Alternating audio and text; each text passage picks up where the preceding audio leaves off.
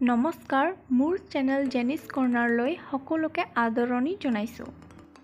পকা ভোট জলকীয়াৰ আচাৰ সকলোৱে খাইছে। আজি আমি এটা বহুতেই স্পেচিয়েল কেঁচা ভোট জলকীয়াৰ আচাৰ বনাবলৈ লৈছোঁ। আহকচোন চাওঁ কেনেকৈ বনায়। প্ৰথমতে মই জলকীয়াখিনি ভালদৰে ধুই ল'ম পানীৰে। মই ইয়াত গ্লভছ ব্যৱহাৰ কৰিম। আপোনালোকেও গ্লভছ বা পলিথিন হাতত মেৰিয়াই ল'ব পাৰে, নহ'লে হাতত জ্বলা লাগি যাব পাৰে।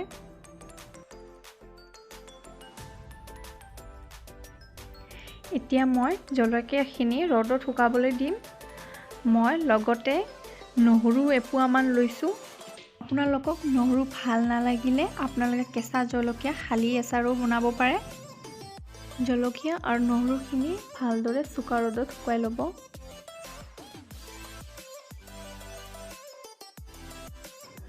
আহকচোন চাওঁ আচাৰত ব্যৱহাৰ হ'বলগীয়া মছলাখিনি। মই ইয়াত এচামুচ বগা সৰিয়হ, এচামুচ চফ গুটি, এচামুচ মেথি গুটি, এচামুচ আজৱাইন আৰু এচামুচ গোটা জিৰা লৈছোঁ। মছলাখিনি মই এতিয়া গেছ অন কৰি অকণমান ভাজি ল'ম।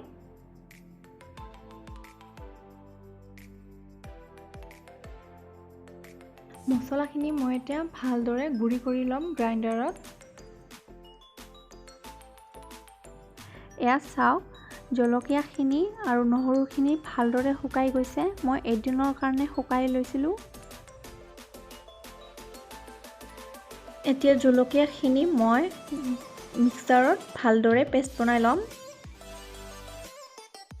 মই কেৰাহীত তেল গৰম হ'বলৈ দিম।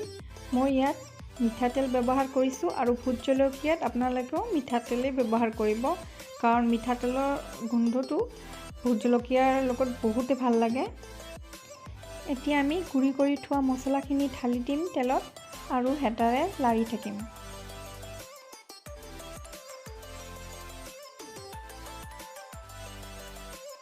মছলাখিনি যেতিয়া তেলৰ লগত ভালদৰে মিক্স হৈ যাব, তেতিয়া আমি পেষ্ট কৰি লোৱা কেঁচা ভোট জলকীয়াখিনি ঢালি দিম।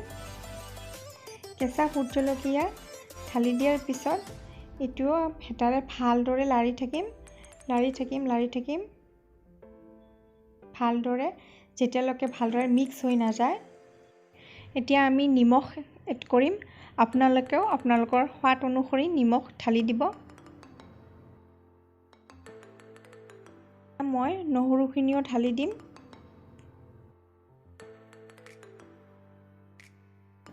এতিয়া চবখিনি নহৰু, কেঁচা জলকীয়া, মছলাখিনি চবখিনি ভালদৰে লাৰি থাকিম আৰু ভালদৰে মিক্স হ'বলৈ দি থাকিম। আৰু ইয়াতে মই আপোনালোকক কোৱা নাই, মই গেছখিনি একদম ল' ফ্লেমত লৈছিলোঁ ফাৰ্ষ্টতেই, আৰু এতিয়া মই গেছটো অফ কৰি দিম। মই তেল কম হোৱা যেন পাইছোঁ, সেইকাৰণে আকৌ তেল এড কৰি দিছোঁ। আপোনালোকেও আপোনালোকৰ অনুসৰি কিমান তেল খায় নাখায় সেইখিনিলৈ মন কৰি আপোনালোকেও তেল ঢালি দিব। এতিয়া মই এচামুচ ভিনেগাৰ ঢালি দিম। ভিনেগাৰ দিলে আচাৰখিনি বহুদিনলৈ ভাল থাকিব। এতিয়া আকৌ চব বস্তুখিনি ভালদৰে হেতাৰে মিক্স কৰি থাকিম।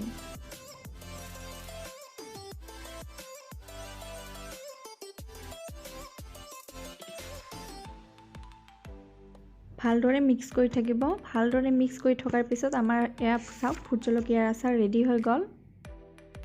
আচাৰখিনি ভালদৰে শুকান বটলত ভৰাই থৈ দিব। আচাৰখিনি এনেদৰে বটলত ভৰাই লৈ মাজে মাজে ৰ'দত দি থাকিলে ই বহুদিনলৈকে ভাল হৈ থাকিব। আশা কৰিছোঁ আপোনালোকক কেঁচা ভোট জলকীয়াৰ আচাৰটো ভাল লাগিছে, আৰু আপোনালোকৰ ওচৰত কেঁচা ভোট জলকীয়াৰ আচাৰ নাথাকিলে আপোনালোকে এনে নৰ্মেল জলকীয়াৰে এনেদৰে এই পদ্ধতিৰে আপোনালোকে আচাৰ বনাব পাৰে। ভিডিঅ'টো পচন্দ হ'লে ভিডিঅ'টো লাইক, শ্বেয়াৰ কৰিব আৰু মোৰ চেনেলটো ছাবস্ক্ৰাইব কৰিব। ধন্যবাদ।